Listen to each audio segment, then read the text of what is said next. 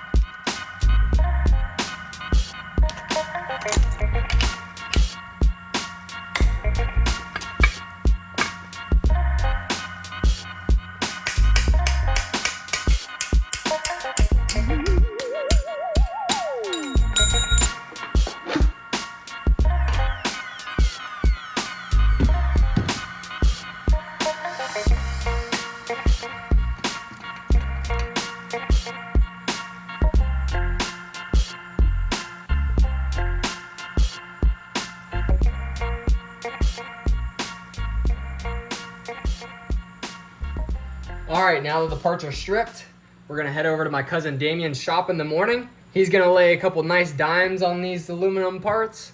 And yeah, we're gonna see you guys in the morning. All right, what are we thinking? Gonna beef up these little brackets here, add a little extra weld on the sides. Send her on her way, back to the track. Get some sturdiness out of it? Yeah. So how simple of a weld is this for you?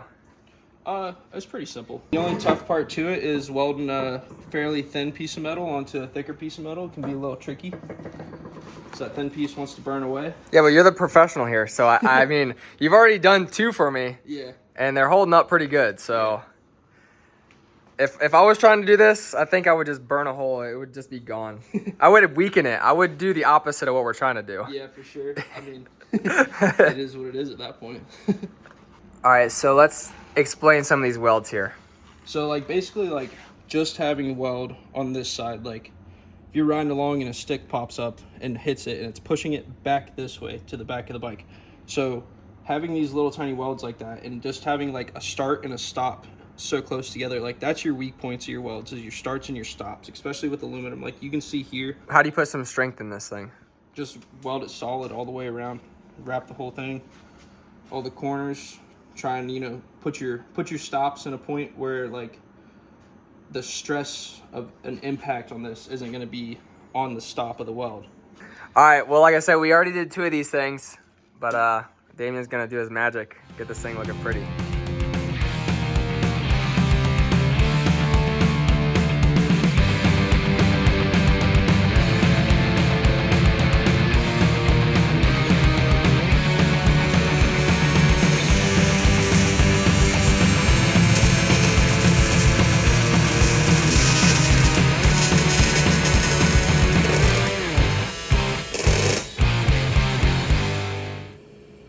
So what's like the curing time? So if anyone's wanting to do this, like you obviously got to get it welded, and then like could I go ride right now? Oh yeah.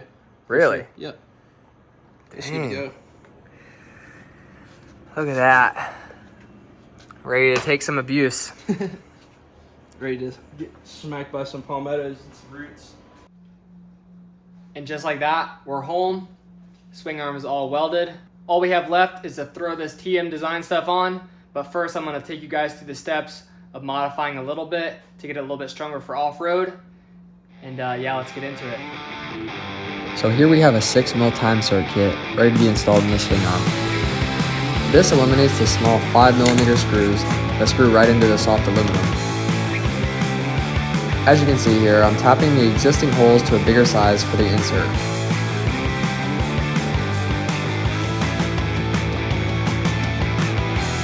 I'm not one for directions, so you can see I forgot here to countersink the hole, but we managed.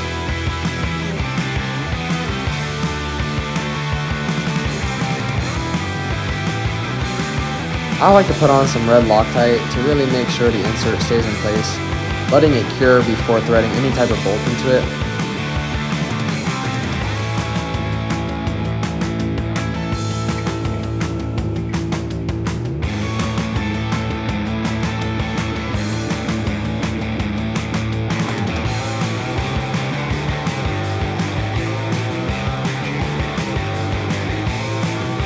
Right here, I'm just admiring my work. Look how good that looks. But anyways, here's me finishing up all 3 inserts at warp speed. I wish I could really work this fast.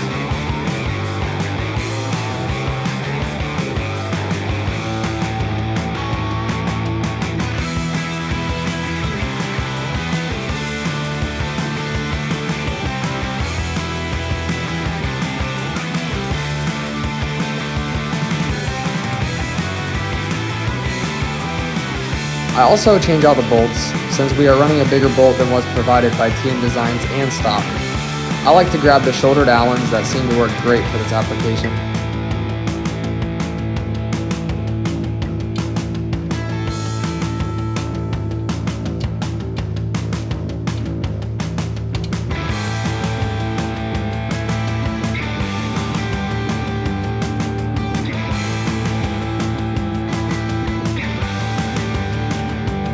And to wrap it up, we are also installing the rear chain guide. Do not judge me on my Austrian bolts.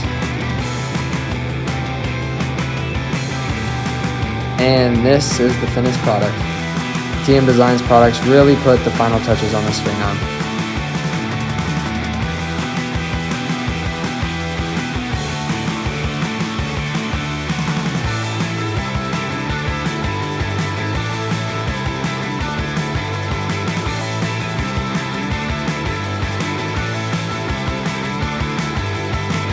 Well, there we have it. Fixed one of the biggest flaws the Kawasaki 250 and 450 have. Got the swing arm all welded up, got the time certs all put in, got the TM Design products on the swing arm. So you might have noticed I haven't mentioned the subframe at all since the beginning of the video, and that's because Damien said it's not even worth fixing. Kawasaki does make an updated part, a factory part that you can buy, And so we're about to get one coming. I have one on the race bike. I'm gonna get another one coming from mypowersports.com. Use the code JA328 to save. I don't get any commission off that. It just shows that I'm, driving traffic to the site. So yeah, it'd be cool if you guys use that code, get your OEM parts. And yeah, it sucks we couldn't really beef up the stock one, but it's cool. Kawasaki gives you the option. I will put the part number on the screen right here.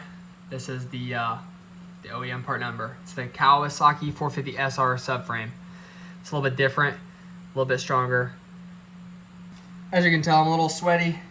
It's hot down here in Florida. Hopefully you guys learned something and I was somewhat entertaining. I do my own bike work and I figured why not video it, do a little Kincaid mechanic work, YouTube style. Obviously he's a master of what he does. He makes filming and working on a bike look so easy, but it's definitely not. And that's why I'm gonna pause the video here, get this thing track ready. But yeah, comment down below if you guys wanna see some more kind of mechanic bike tip videos like that. Yeah, I'm just a racer dude trying to work on my bike. It's kind of like my afternoon grind after being a shop rat and have some time to work on my own stuff. So yeah, I'm gonna put this thing together. See you guys at the track.